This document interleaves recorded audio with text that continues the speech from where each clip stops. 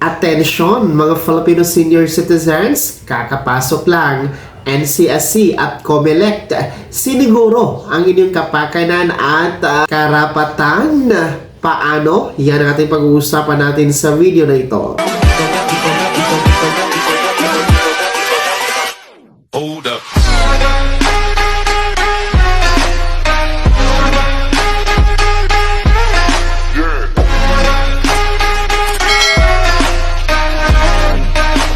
Hello mga ka-vlogs! Welcome dito sa aking YouTube channel. Magandang araw po sa lahat ng mga manonood. Saan po kayong dako sa mundo? Kumusta kayo mga ka-vlogs? Eto na, kakapasok lang mga Filipino senior citizens sapagkat sinuguro po ng NCSC at COMELEC ang inyong kapakanan at karapatan. Paano? Mamaya-maya pag-uusapan natin. Pero bago ang lahat, kung bago ka pa lang dito sa aking YouTube channel o di kaya hindi ka pa nakasubscribe, abay, click nyo muna ang ating subscribe button na nasa baba. Huwag nyo kalimutan na pindutin ang notification bell.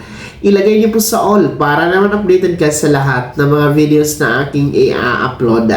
So, eto na nga po no, mga Filipino senior citizens, kakapasok lang mula po sa anunsyo ng NCSC sapagkat siniguro po ang inyong kapakanan at karapatan, no? Sa pamamagitan po ng pakikipagsanib puwersa ng NCSC dito sa Commission on Election or COMELEC para nga po sa darating na halalan Mayo 2025, no? Dahil nagkaroon po ng signing of Memorandum of Agreement or MOA itong NCSC at ang COMELEC.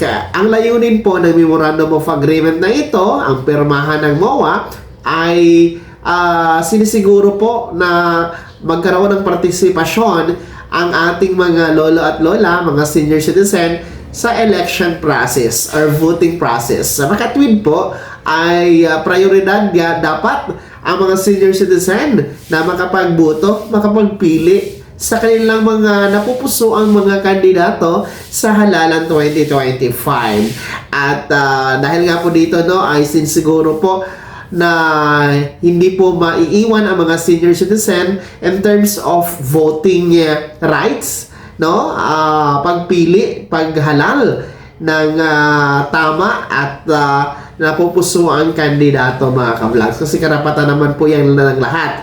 So, kung inyo po kasi mapapansin, lahat naman talaga ng transaction ay prioridad ang ating mga senior citizen gaya ng pagboto. So, mauuna yan sila dapat. So, yan po yung tandaan ninyo mga senior citizens sa darating na halalan 2025 ngayong Mayo ay dapat kayo ay mauuna. Hindi kayo dapat pipila, hindi kayo dapat na pag-aantayin pa, no?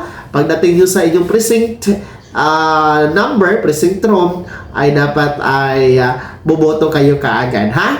And yun po ang naging Memorandum of Agreement signing na sa pagitan po ng NCSC at ng COMELEC mga ka-vlogs. Nakakapasok lang po yan, katatapos lang po, no? Para nga po isiguro ang partisipasyon, no, ng mga seniors sa voting procedure ngayong May 2025 National and Midterm Election.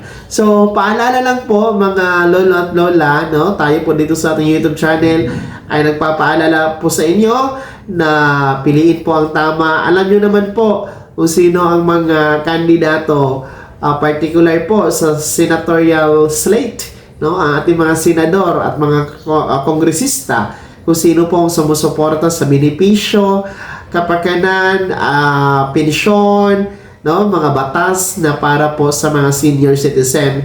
Ang mapapayo ko lang sa inyo kung sino po yung nakatulong sa inyo, nagbigay ng livelihood program, nagbigay ng ayuda, nagbigay ng programa, nagbigay ng batas para sa inyong mga benepisyo at kapakanan. Yun po ang inyong iluluklok sa pwesto, no? Dahil para matutuloy-tuloy po ang paggawa, paglikha ng mga batas na magiging makatulong po sa inyo mga senior citizen.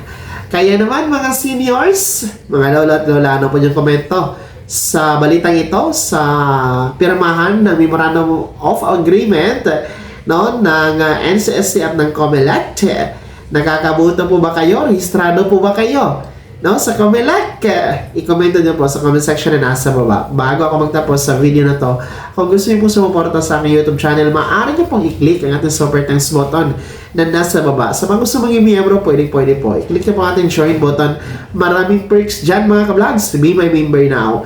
Sana'y naging gabay ang video na to kahit paano pag-uusapan natin ng mga mahahalagang bagay na may kinilaman sa ayuda programa at benepisyo ng ating mga senior citizen. Kung hindi ka pa nakasubscribe dito sa aking YouTube channel, maaari nyo nang i-click ang ating subscribe button na nasa baba.